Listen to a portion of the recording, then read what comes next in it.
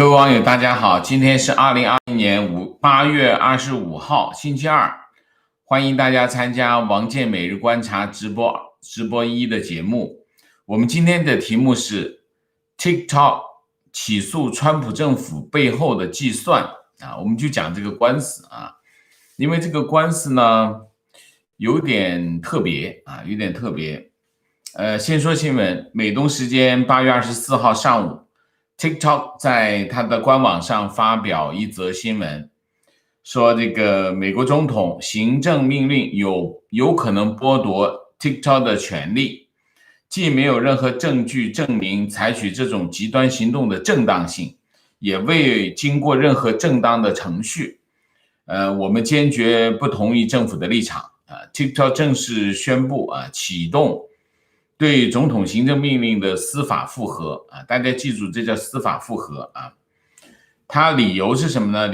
起诉书的理由是，TikTok 以这个行政命令违反正当程序或者叫程序正义啊，滥用国际紧急经济权利法案 IEEPA 等7项理由啊，提请司法复核啊，这是理由。第二，它的诉求。这个起诉书要求法院判决川普总统8月6号签署的行政命令违反宪法和相关法律，同时申请法院对行政命令发出禁制令使行政命令能够暂缓生效主要是这两个那么8月6号是川普总统发布的行政命令，是从9月20号开始。就是禁止任何美国公民讲的美国公民是包括美国的公民、永久居民、美国的企业和机构和这个 TikTok 的母公司及其子公司进行任何交易这个禁制令也包括禁令，也包括这个其实也包括微信。那么到了8月14号，川普总统再次发布行政命令。要求这个字节跳动北京字节跳动在90天之内剥离 TikTok 那么这个官司呢是由这个 TikTok 和他的母公司北京字节跳动联合发起受理的法院是美国加州中区地方法院，那么被告是美国总统川普，然后商务部长罗斯和美国商务部那么代理这个本案的3名律师来自美国的 Covington and Burling 这个律师事务所。那么涉及的一个主要的法律是什么呢？就是国际紧急经济法经济权利法案，叫 IEEPA， 这是1977年10月生效允许美国总统宣布国家紧急状态之后，采取措施应对国外的任何不寻常和特别的威胁。总统可以终止交易甚至冻结财产大概是这样。那么这个案子的特别之处在哪里？这个案子特别之处在于2点。第一点，很少有挑战这个 IEEPA， 就是这个总统的这个国际紧急经济权利法案的这个成功案例，在这是很少有成功案例这是第一个。第二个，在这个案子当中字节跳动的赢面非常低2个原因。第一个原因是国际紧急经济权利法案赋予总统的权力非常宽泛这个权力非常的宽泛，你去挑战它很难，因为它很多都是属于它这个法律规定的权利法律规定的权利，它行使这个权利你没办法挑战就法院很难，这个法庭很难支持这是第一个。第二个原因是在这个案子当中，字节跳动他们的理据太弱。那么所以从这2个角度来看，这个案子呢其实字节跳动的赢面很低，不是说不高，是很低啊。那么我们来分析一下为什么它低啊？第一，这个案子当中有3个硬伤，先上来就是3个硬伤啊。哪3个硬伤？2个法律，1个现实。2个法律是哪2个法律？一个叫国家情报法啊，一个叫国家安全法，一个现实就是中宣部网信办啊。我们先说国家情报法，有这2个法律，实际上一上来就已经把这个字节跳动和 TikTok 已经绑住了。为什么？因为这2个法律已经要求字节跳动和 TikTok 遵守，如果他不遵守这2个法律，那当然他没办法经营。如果他要遵守这个法律，实际上川普总统的这个国家安全的威胁就马上就成立了。我念给大家听啊，国家安全法2017年6月27号通过，人大常委会通过啊，12届人大常委会28次会议通过，然后到了2018年4月27号，然后13届人大常委会又做了一个修正啊。那么它其中有3条法律是要求机构和个人配合这个国家情报工作啊。那么第7条，任何组织和公民都应当依法支持、协助和配合国家情报工作，保守所知悉的国家情报工作秘密，这是第7条。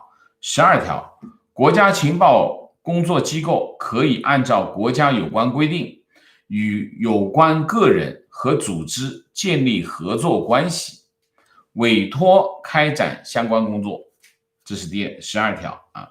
第14条，国家情报工作机构依法展开情报工作，可以要求有关机关、组织和公民提供必要的支持、协助和配合。这3条法律就基本上把这个北京字节跳动已经绑住了。为什么？因为法律已经规定你要配合中国国家情报机关的工作。那你想想，他配合，什么叫配合？支持配合。说支持配合，他拿一个文件来说，我要看一下你的数据库，你给不给啊？这是个问题，对吗？这是第一个啊，第一个就是国家情报法。第2个，国家安全法。国家安全法是2015年7月1号12届全国人大常委会第15次会议通过。那么这里面就国家安全法里面提出的要求就更宽泛，要求更高啊。那么这里面有几条呢？有3条啊。第一11条，中国公民、一切国家机关和武装力量、各政党和人民团体、事业单位、企业事业组织和其他社会组织都有维护国家安全的责任和义务。这是第1条啊，这大方向已经定了，就是你在中国的任何机构跑不掉啊，这是第1个。第2个，第77条啊，第2个公民和组织应当履行下列维护国家安全的义务啊：第一，遵守法律啊；二，及时报告危害国家安全活动的线索，就是你要及时报告啊，危害国家安全，你国家安全怎么危害我都不知道，但是你要及时报告啊。3，如实提供所知悉涉及危害国家安全活动的证据。4，为国家安全工作提供便利条件和其他协助。5，向国家安全机关、公安机关和有关军事机关提供必要的支持和协助。6，保守所知悉的国家机密。7，法律、行政法规规定的其他义务。这是第77条。就是 TikTok 有没有这个义务？当然有这个义务，跑不掉的啊。第79条，企业、事业组织根据国家安全工作的要求，应当配合有关部门采取相关安全措施啊，这是79条。这3条大家看一下，一个是国家情报法，一个是国家安全法，这2个法律基本上提出的所有的要求，北京字节跳动，它在中国境内 ，TikTok 是它的全资子公司啊，它要服从它管理。这意味着什么？意味着整个的系统它都要配合2个工作，一个情报工作，一个国家安全工作。这2个工作下意味着什么？意味着2条。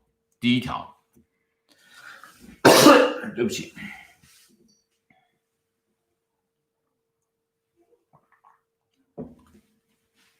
他是没办法拒绝来自中国政府的所有要求，这是第一条。第二条，如果他拒绝了，他就没有继续在中国经营的条件，就这2条。好，我刚才讲有3个硬伤，第一个硬伤是国家情报法，第2个硬伤是这个国家安全法，第3个硬伤，北京字节跳动的总部在北京啊，那么在北京它要接受中宣部网信办的直接管理，管理一些什么呢？管理一些3样东西。第一个，日常内容管理啊，字节跳动也好，这个 TikTok 也好，它是个内容它是个社交平台，短视频的社交平台。那么内容是核心的啊，就是第一个接受日常的内容管理，第2个运营管理，第3个舆论管控，核心最要命的是舆论管控。当然，这背后有没有什么特殊使命我不知道，但是可以想象，如果政府要求北京字节跳动或者是 TikTok 做一些他们认为需要做的工作，北京字节跳动或者是 TikTok 是无法拒绝的。这是总共，这就是3块。它的现实就是它的运营总部在北京，在中国境内，其实在不在北京无所谓，只要在中国境内，它就跑不掉这样东西啊。所以这是第一个3块硬伤。第2个，这里面有一个考虑啊，就我说分析他们背后的考虑啊，背后的考虑有2件事情是我们可以理解的。第一个，谁都没想过，我相信包括他的老板也没想过，抖音要和 TikTok 分开啊，就所以谁都没想到过这件事情，因为做 TikTok 作为抖音的一个国际版，它是有大量的来自北京的资源，否则它不可能做起来，做得这么快啊。那么所以2样东西它是共享。第一个东西是什么？共享代码。什么叫共享代码？就是有很多东西它直接从北京那边拉过来，就直接用上了。你比如说像人工智能等等这些，它不可能重新再开发，那怎么可能？这是不可能的事情。所以它应该是跟TikTok 应该是共享了北京字节跳动就是抖音的大量的代码，因为大量的用的是它抖音上面的各种应用，所以第一，共享代码，而且这个数量会非常庞大，这是第一条啊，第一条，尤其是什么？尤其是人工智能部分，抖音也好 ，TikTok 也好，他们最大的成功在哪里？他们最大的成功就是人工智能，这是北京字节跳动的这个必杀技。当初它的今日头条的成功也是背后的人工智能，它人工智能推送内容，所以它今日头条迅速的占领市场的原因是背后的这种人工智能。到了这个抖音，这个短视频也是内容推送，这种内容推送都是根据背后的这个人工智能的算法啊。那么这是一块啊，这是一块啊。第二块就是运营模式。TikTok 也好，抖音也好，北京字节跳动也好，他们的运营模式应该是共享，因为这涉及到大量的成本啊，所以这两块啊，一个是代码共享，一个是运营共享，这两个东西让它很难切割，或者切割起来会非常的痛苦啊，非常的痛苦，也涉及到巨大的成本啊，这里面有涉及到一大堆的成本，这是第一个啊，这是第一件事。第二件事情，真正的要害的是什么？真正要害的就是 TikTok 也好，抖音也好，它底下里面有没有一些政府暗中让他做的事情啊？这些事情，这些东西是不可能彻底清理干净，其中尤其是相关的人员啊，除非你把人全调走。但是我担心的是，你如果全调走的话，可能这个运营就塌了。所以基于这个现实啊，这个现实呢，我觉得我们分析一下它背后的思路啊，它背后的思路就是第一个，以这个 TikTok 现有的资源来说，他不可能不知道这个官司很难打，或者很难打赢啊，他不可能不知道。但是官司不会赢，为什么还要打啊？那么这里面我觉得有几件事情可以考虑。第一个考虑的就是为什么要打这官司？我觉得还是政府背后的推动啊，中国政府在背后推动这个北京字节跳动来打这个官司啊。从宣传的角度，从政治的角度，对，因为我不知道大家有没有理解哈。从过去一段时间，最近一段时间，中国的一系列安排来看，中国政府不希望川普总统连任。那么不希望川普总统连任，让这个 TikTok 去告川普政府，不一定能够打击川普的选情，但是也没坏处啊，对吗？对实现对这件事情来说只会有帮助，就是打击川普的选情来说只有帮助，没有坏处。所以从这个角度来说，我认为这场官司背后政府肯定是在推动的啊，推动这件事情发生，这是第一条啊，第一条。第二条，除了打击川普的这个选情的意图之外，还有一个意图，我认为最核心的意图是什么？最核心的意图就是不让 TikTok 从抖音剥离。为什么？核心的问题还是前面那个问题，就是抖音也罢 TikTok 也罢，它里面肯定政府有很多要它做的事情，这些事情政府是不想让它曝光。虽然微软也好，这个甲骨文也好 Oracle 也好，都表达说我想买，当然这两个机构也不是省油的灯，利用这个川普总统的行政命令使劲压价，对不对？肯定对于北京字节来说，肯定这个 TikTok 卖不出个好价钱，卖不出一个正常的市场价来，这个没有疑问，这个我相信一定是这样。我是微软，我也会利用这个情况使劲压价，反正时间成本是你付，我不付，我慢慢拖没关系，我给施加压力，反正你在这个禁令生效之前，你必须卖给我，不卖给我就是零，就是一个这个概念。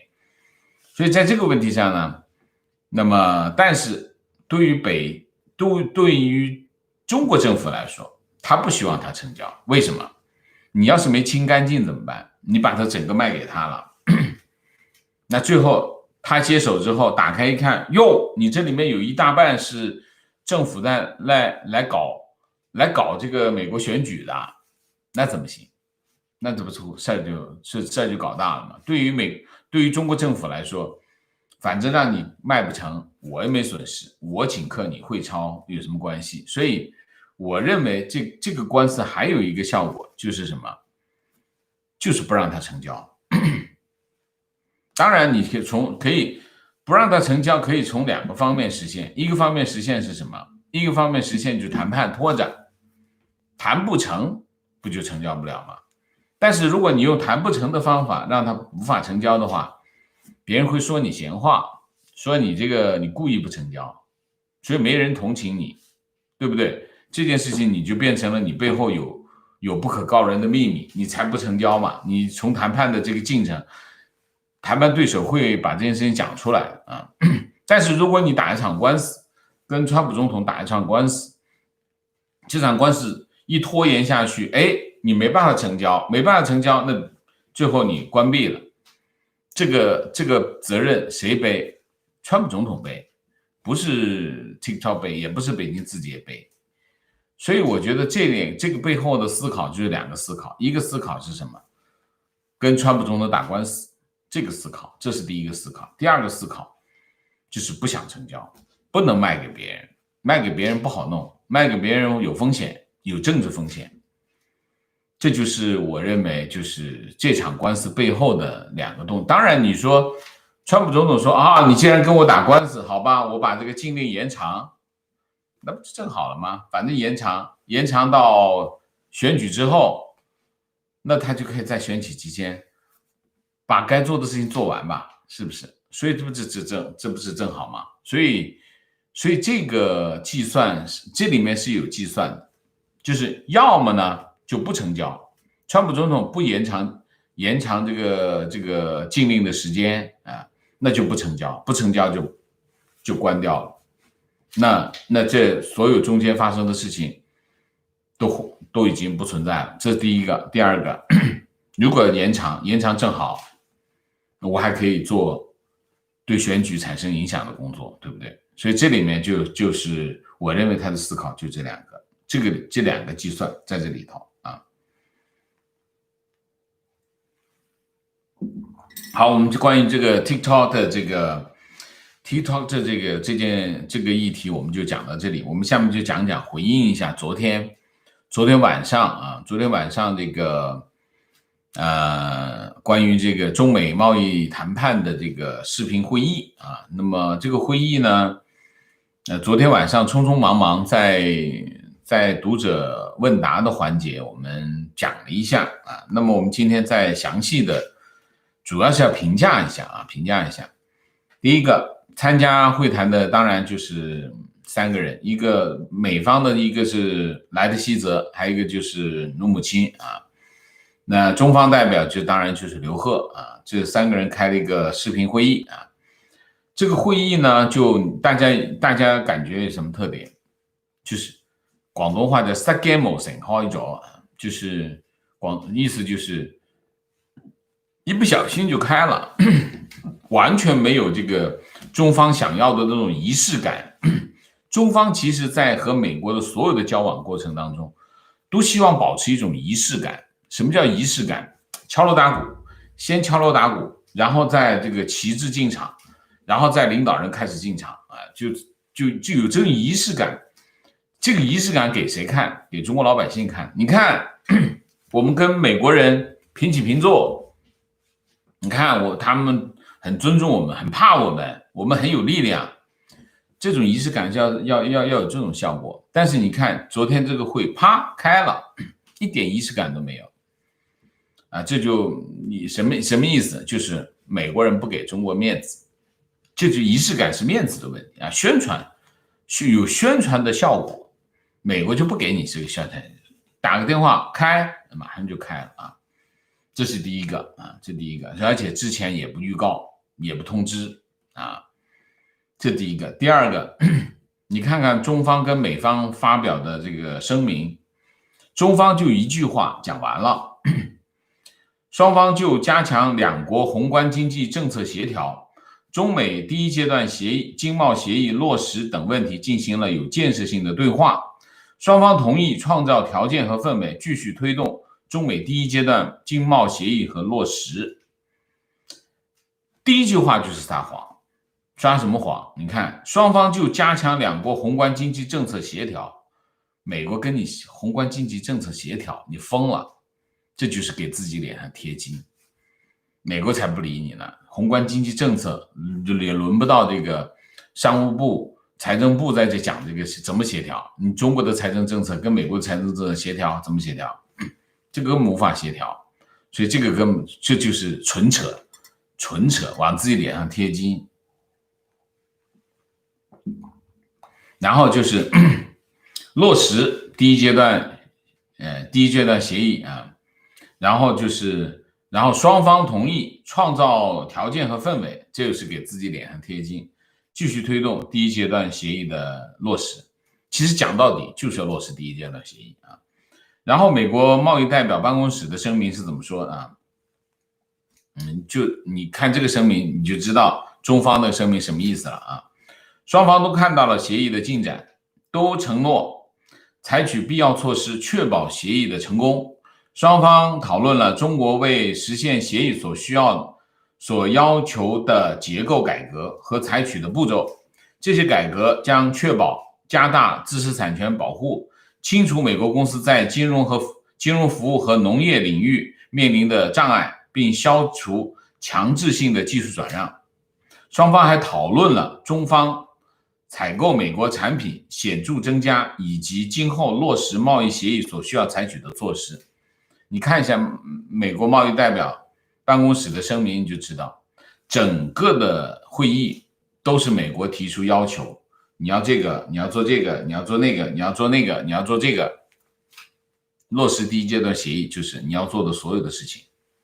其实这个整个会议就是一个这个会，所以为什么中方的这个新闻就是一句话的原因，就是他没法写，没有东西写了，只能说落实第一阶段协议。其实落实第一阶段协议无非是两样东西，第一结构性改革，第二采购。那么美国贸易代表声明其实讲来讲去也就是这两件事。那么大家想一下，中美关系全面恶化啊，那么现在的情况是什么？现在的情况就是贸易谈判成了唯一的沟通渠道，这就是中美关系的现状。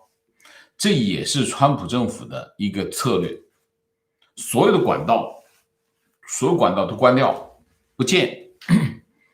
那中国驻美大使崔天凯啊，最近都一直在抱怨说，这个中美双方的这个所有沟通渠道都已经中断了，他有事儿连这个美国国务院的官员都见不到，没人理他啊，是一个这样的情况。然后呢，开个口子，这个口子是什么？这口子就是贸易谈判。那么在这次呢，对于美国来说就是施加压力，没别的。这次会议的主题就是施加压力。对于中国来说，没有什么指望。其实中国这次会议没什么指望，就是一个指望，什么指望？保持接触，不指望成果，不指望有什么成果，就是能把这个口子打开，把这个管道建立起来，这就是中国的期望。所以基本上这个会议就是一个这样的主题啊，这样的主题。那么，所以我们可以观察什么？观察两点。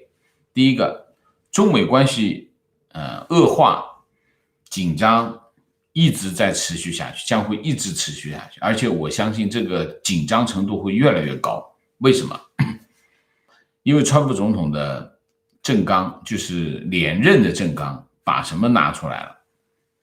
把疫情拿出来了，那才是大杀器。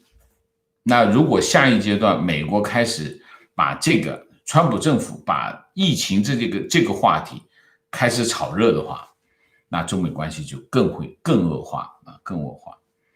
那么大概就是这样啊。昨天的这个中美贸易谈判的视频会议，那么我们就讲到这里。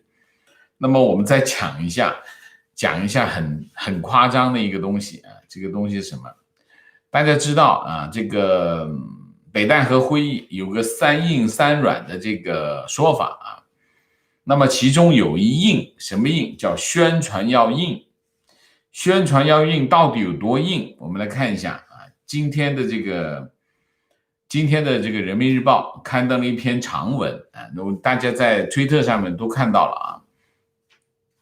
这个长文题目叫什么呢？题目叫蓬佩奥涉华演讲的满嘴谎言与事实真相。这题目是这个，就是骂蓬佩奥的，用33000字来骂蓬佩奥，3个整版，人民日报3个整版完整的版面啊，3个整版去骂蓬佩奥啊，3个整很壮观啊。我已经很久没看见有这么长的文章了啊，3个整版，一个版面差不多是1万多字啊，3个整版一个图片都没有啊，那就33000字啊。那么分成什么呢？我看一下哈，怎么骂的哈，这个26个议题，总共把这个蓬佩奥的演讲，蓬佩奥是什么时候演讲？大家记得吗？在这个尼克松的这个图书馆，尼克松图书馆发表演讲，其实就是一个中国政策的一个宣示啊。这个演讲很重要，非常关键。它的核心是什么？它的核心就是美国要改变中共。这个演讲重要害的地方就是核心是什么？就是美国把战略目标由中国聚焦到了中共身上。为什么痛啊？痛是痛在这里。人民日报写一篇这篇文章，虽然说他从26个方面逐字逐句的反驳蓬佩奥的讲话，但其实你看他背后真正的痛在哪里？真正是痛在这里。美国川普政府把中国人民和中国政府分开，把中国和中共分开，把矛头直指中共。这是真正的，就人民日报回应这篇文章，虽然写个这么长的文章，真正让他觉得刺骨的含义来自于这个啊，来自于这个。我们今天就说一嘴啊。那么这篇文章我翻了一下啊，老实讲，这篇文章水平就不大高啊，基本上是文字堆砌，没有文采，也没有不用心。我觉得一个是不用心，一个是水平太差，所以就没有文采，讲的不痛快，文字写起来不痛快啊。这还不如当年文革的梁校文章啊，梁校大家知道啊，就是文革的时候，梁校就其实北大清华两个学校的写作班子合并在一起写评论文章，所以他的笔名叫梁校，其实是两个学校的两校的谐音，就叫梁校啊。梁校一写评论文章就是梁校啊，在比这个梁校的文章那差远了啊，所以你看越涨越回去了。好，我们今天的主题就讲到这里。总结一下，今天有讲了3个主题。第一个主题就是 TikTok 啊 ，TikTok 这个状告美国川普政府啊，川普总统川普政府吧，应该是。那么它背后的用意是什么？这是第一个。第二个，讲讲中美贸易谈判的视频会议啊。第三个，讲讲这个人民日报的33000字长文，好吧？好，我们今天的主题就讲到这里，我们下面就进入互动。进入互动之后啊，请大家不要聊天啊。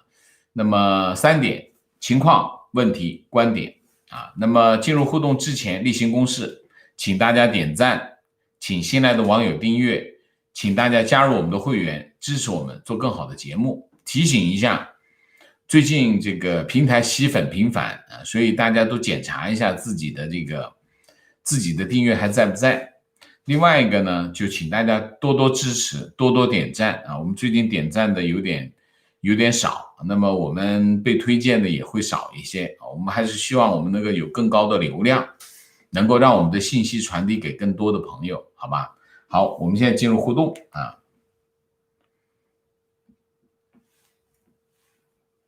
最近呢，就各种话题都很多啊，各种话题很散很多那么网上有各种很愤怒的观点，也有很多传言有很多传言，有很多很夸张的故事啊。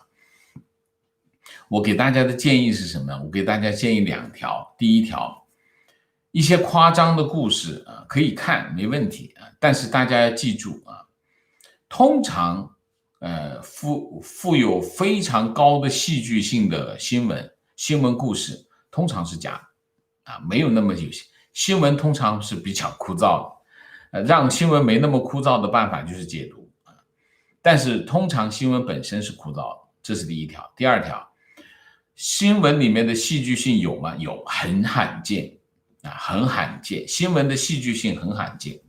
你可以在一个新闻故事里面又看到了故事性，又看到了刺激的内容，把它结合在一起，完美的结合在一起。通常这种新闻是假的，所以大家要我特别提醒一下大家特别要留意这是第一个。第二个，有一些人就是秉持一个政治理念，然后呢就去编很多故事去支持这个理念。其中包括一部分坚持反共的人士那么他编了很多故事那么我是这么看政治理念我没有任何意见，但是呢，我们在表达一个政治理念的时候，必须基于事实我不管，就是说，当你这个事实不正确的时候，你对你的政治理念是一种伤害，并不是一种支撑。就是用编故事来支持我的政治理念，这是不正确的做法，这跟中共是没有区别的，我们不能做他的那种事情。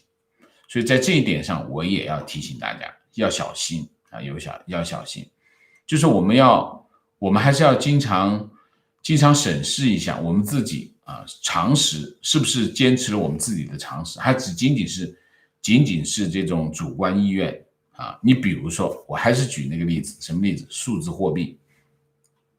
现在在外面讲的数字货币的各种说法，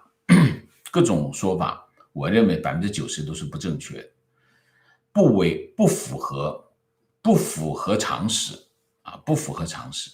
你比如说现在卖房子，卖完之后得到的钱是数字货币，不给你现金卖完之后不给现金，只给你数字货币，然后这个数字货币你拿到这个数字货币，你只能再去买房子。这种说法很荒谬，为什么？你想一下，我把房子卖出去，对吧？谁给我钱？不是人民银行给我钱吧？是买家给我钱买家，你说中间政府插一手把买家给我的钱劫走，然后再把数字货币给我，你觉得有这种可能性吗？如果中国变成这个样子，你还在中国待什么待？这第一个。第二个，如果人民银行做这个动作有什么含义？2个含义。第一个，人民币的汇率一定崩溃，因为不会再有人再去拿人民币，因为你会变成数字货币，而且数字货币有使用用途的限制，人民币汇率一定会崩溃掉，这是第一个。第二个，房价会不会崩溃？当然会崩溃我得赶紧卖否则的话，我卖出去的钱我只能买房子，我连饭都吃不了你说我不得赶紧把房子卖了？所以你这个政策一出来，马上的直接后果是什么？直接后果就是人民币汇率崩溃，另外一个房价崩溃。人民银行现在苦心之役的一件事情是什么？保住人民币汇率，保住房价，不让它崩溃，崩溃了就经济灾难，整个国家就完蛋了。你会干这种事情吗？人民银行为什么要干这种事情？你想一下，用常识想一下，那是不可能的事情所以你有政治理念，我没有意见，但是你不能编这种就欺骗大众的故事，而且这种欺骗大众的故事违反常识所以我特别讲一下，好吧？明谢李建平，谢谢王生，节目很认真，内容详实，水平大大超过其他自媒体，一定要坚持哦。我会的，谢谢归人111，谢谢。情况，他们代码还是有不同的 ，TikTok 头像可以设置成透明抖音不行那当然肯定会有不一样不可能完全一模一样 John Snow 谢谢，姥姥王谢谢，老师好，同学好，今天看股票一不留神来晚了，向全体问候，抱拳作揖啊！疫情期间不能击掌，握爪了啊！谢谢啊，谢谢姥姥王。秋桑谢谢。好，情况 TikTok 啊起诉川普政府，不管他会不会被受理，能不能赢都很讽刺。借子之矛攻子之盾，墙内装孙子，墙外要自由。内涵段子的时候，你怎么不起诉，直接灭你的利害国政府？这种起诉明明是对美国法治制度的礼赞啊！是啊，中国政府很聪明啊，就是他利用西方国家的开放的社会制度来做他想做的事情，这也是西方被中国人笑话，中国人老笑啊，西方人很笨很傻啊，你看这都不懂啊。但是你要知道，西方为什么会强大，美国为什么强大，不是因为它封闭，是因为它开放，它开放它才强大。所以它会不会因为中国就不开放？不会的啊，只不过呢以前呢没那么着意啊，现在着意了，那么就抓嘛。你看现在抓多少人？抓了很多了啊！观点：字节跳动上诉这个 case 是个极度讽刺的事件，也是典型的老共利用民主国家制度来保护自己的利益。试问，在大陆能告政府吗？能向法院针对习大大的命令上诉吗？如果敢尝试，结果就是颠覆政府政权罪。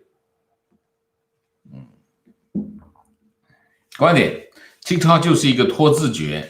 就想延迟川普签署的行政命令的执行，别以为这些法律外行能钻美国法律的空子。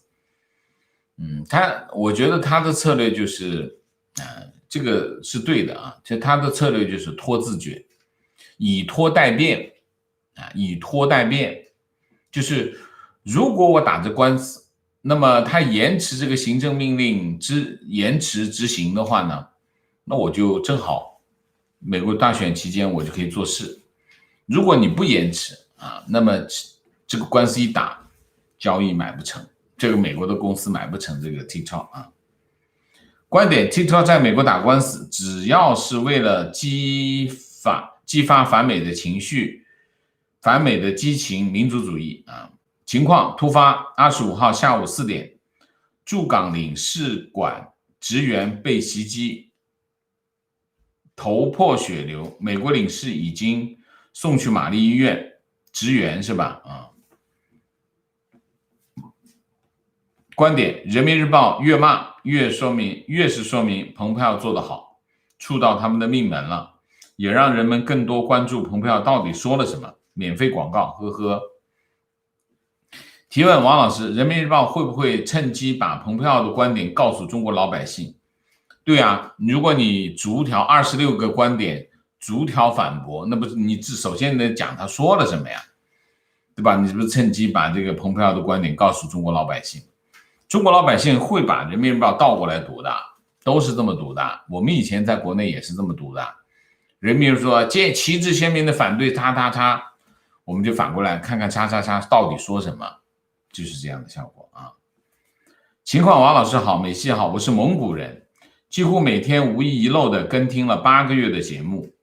我们今天正在被中共剥夺母语受教育的权利，他们正在全面实施汉语言课本和师资，全内蒙古在沸腾，发生什么结果都是有可能的。就是死我也不怕，我是那种真正的草原上的牧区孩子。内蒙古锡林郭勒北部边境地区，我认识的所有人无一愿意自己是这样的一个国家政治体制下的人民，真的是忍无可忍了。我们不是自愿这个国籍的，这是活生生71年的暴力殖民统治。中共不仅仅是在蒙古内蒙那么在其他地区，包括新疆，包括其他的自治区都在发生同样的事情。停止使用他们的母语，要用汉语，包括新疆，包括西藏，包括新疆、内蒙都在做这件事情。这件事情其实发生的更早，可以往上追溯到什么？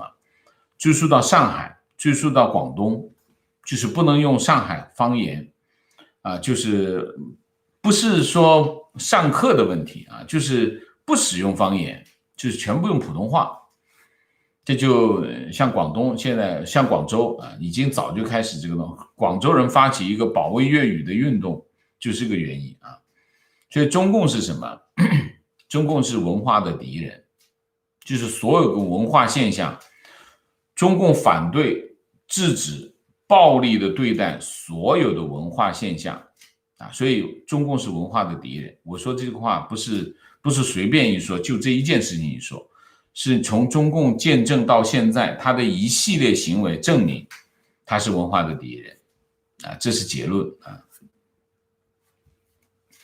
提问啊，所以内蒙的这位朋友呢，我非常理解他的处境，我也非常理解内蒙网友们的处境啊。那么现在这个情况其实不仅仅是内蒙在发生，新疆也在发生，西藏也在发生啊，其他地方都在发生。提问：美国对中国制裁持续的话，北韩是否会向中国倾斜，摆脱中共对它的控制？有点困难，我认为是有点困难。其实，川普总统是一直在向北韩这个叫什么抛媚眼，一直在跟北韩抛媚眼，意思就是过来，跟我吧，跟我混，比这跟中共混好。这里面有两个困难，其实在这件事情上，不仅仅是北韩啊，像什么越南、其他的中国周边的这些国家都面临这样的问题，就是这跟美国的政策有关系啊。美国的对外政策有个叫川普总统的对外政策叫美国优先。美国优先什么意思？其实大家美国优先其实字面说是没有任何问题，但是美国优先其实隐含了一个就是不大好听的一个行为。什么行为？就是我只考虑我自己，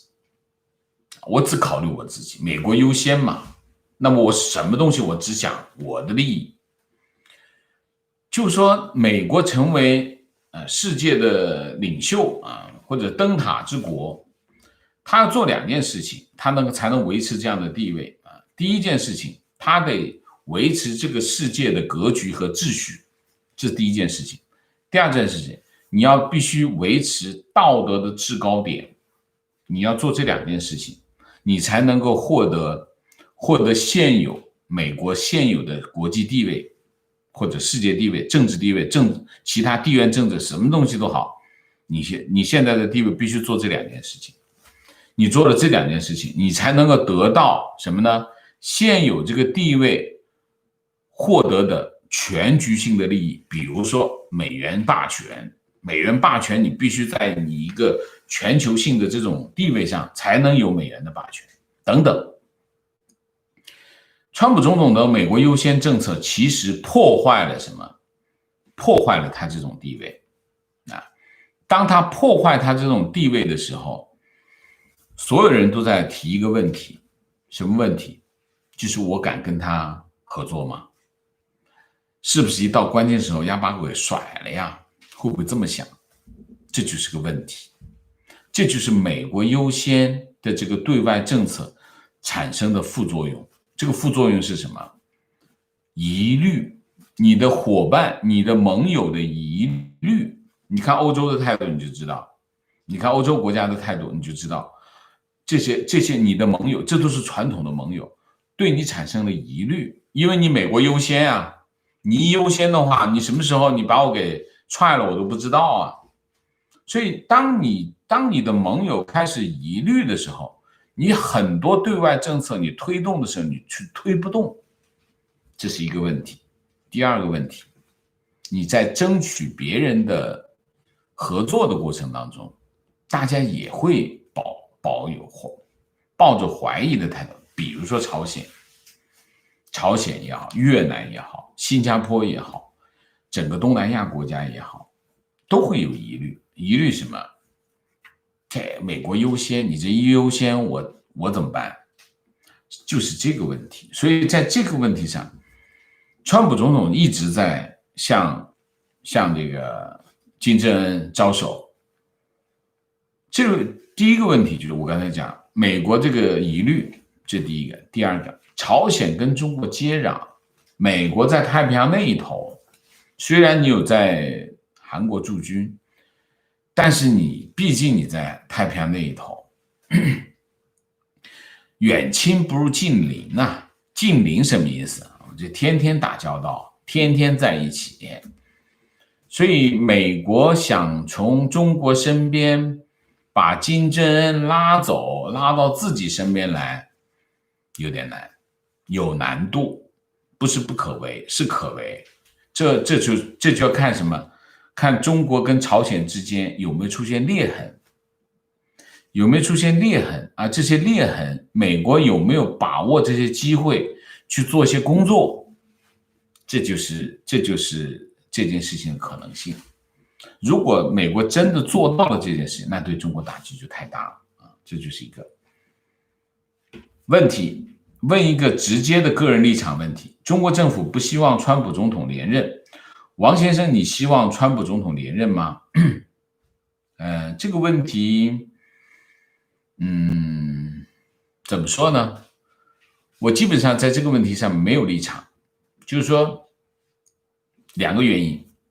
第一个原因，我没有选票，我就不选边，因为我选边没有意义啊，因为我必须有选票，我必须做出个选择来，这是第一条。我没有选票，我不选边，这是第一条。第二条，我的职业要求我不选边啊，我心里面有我喜欢的事情，但是我也没那么喜欢，因为什么？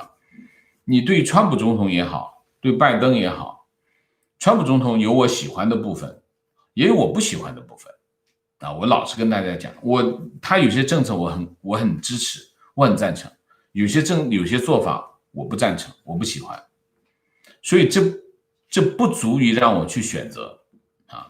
包括拜登有些政策我觉得还是不错的，但是有些政策我也不喜欢，就是一样。所以在没有选票的情况之下，我不选边站，这是第一个。第二个，我是个记者啊，我不会在公共场合表达我的立场，原因很简单，如果我去表达这个立场，我选择 A 或者选择 B， 对我的职业都是个伤害，对我的这个公信力都是个伤害。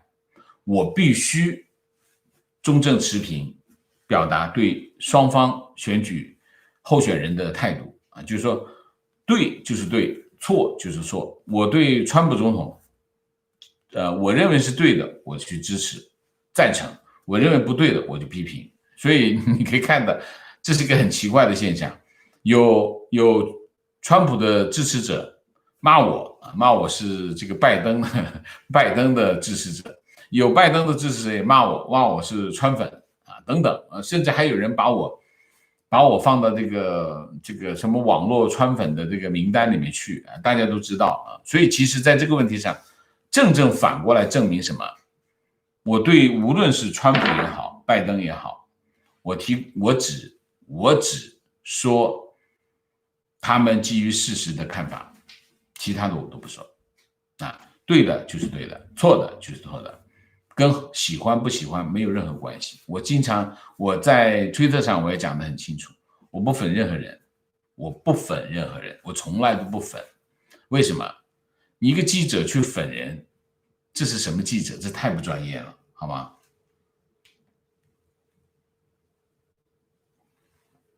观点：除了中共红二代的生死，中共是不会考虑老百姓的生死的。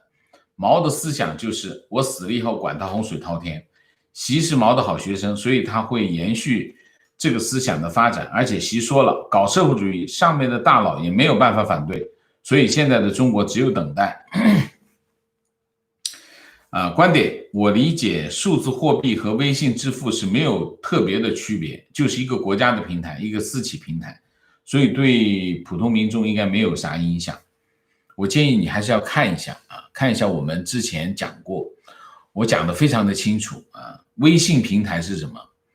微信支付是第三方支付啊。第三方支付是什么？第三方支付就是把你的钱给他，跟我没有关系。你付人民币，我就把你的人民币拿到我这里，然后交给卖方，这是叫第三方支付，它只是一个支付平台，这是第一个。微信支付讲的是支付平台，就是帮你把钱由买家手里转到卖家手里。为什么？大家有个信用，我中间当个信用机构啊，就不会出现什么不买了不给钱的情况。这就是第三方支付，支付宝也好，微信支付也好， PayPal 也好，都是一个这样的机构，叫第三方支付。数字货币是什么？数字货币就是人民银行发行的人民币，就数字货币，发行的现钞印刷出来的就是现钞，不印刷出来的直接在电子钱包里的那叫数字货币。两者只有本质的区别，一个是货币发行，一个是第三方支付，好吗？我有专门讲过，你们自己搜着看一下啊。提问王老师上次说中国社会没有固化的观点，我和您的想法不一样。我认为中国是一个社会阶层固化的国家，因为底层的人即使是学习很优秀，但没有关系也很难爬上去。反观国外就不同了，因为国外不是一个靠关系运作的社会，一个人只要勤奋努力，是完全可以依靠自己来跨越阶级的。所以我也支持中国才是一个社会阶层固化这个国家这一说。我有说服您吗？没有。为什么？你只说了其一，没说其二。中国的情况是这样，中国是一个金字塔型的社会结构啊，金字塔形状啊。金字塔它跟很多国家不一样，很多国家是纺锤形啊，就纺锤形上下都少，中间大啊，中间大是中产阶级啊。像美国，美国就是一个纺锤形啊。中国是个金字塔型，金字塔型是什么呢？就是顶层固化，只有顶层是固化啊。顶层我们讲什么呢？具体的说吧，就是部长以上省部级干部以上就是固化的。为什么？就是他们已经是红二代把持的，这是已经固化的。你很难普通的老百姓啊，很难上省部级以上的干部的了。这是一头，这是固化的。下面的这些放开，没有固化。为什么？因为中国现在处于一个变局啊，大变局啊，财富剧烈的流动啊，然后这人员剧烈的流动，上下流动，没有固化。就是你可以看，一不小心蹦出一个马化腾，一不小心蹦出一个这个谁谁谁，然后你可以看到有些官员鸡犬升天，一下升上去了，跟对了队伍啊，一看中习近平，一看中谁，一下子鸡犬升。所以你可以看这个省部级以下是没固化的啊，所以固化的省部级以上的这个阶层，中国是一个官本位的社会，基本上你就按照行政级别来划就对了，大体上是这样。我的看法是这样子啊。西方国家呢有没有固化呢？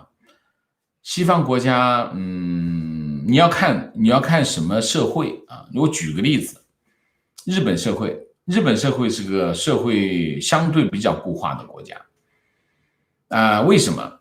因为它这个社会的这个给予大家的这种平民的待遇啊，你看日本社会，我认为啊不一定正确啊，我认为日本是个平民社会，就是说社会非常的扁平化啊，非常的扁平化，大家都是平民啊。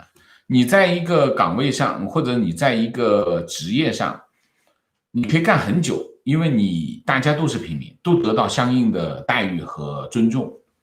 所以你可以看，在日本看到一些中小企业也好，有些店铺也好，一开100-200年。为什么可以开？你在中国能开100-200年？不可能啊，不会开100-200。为什么？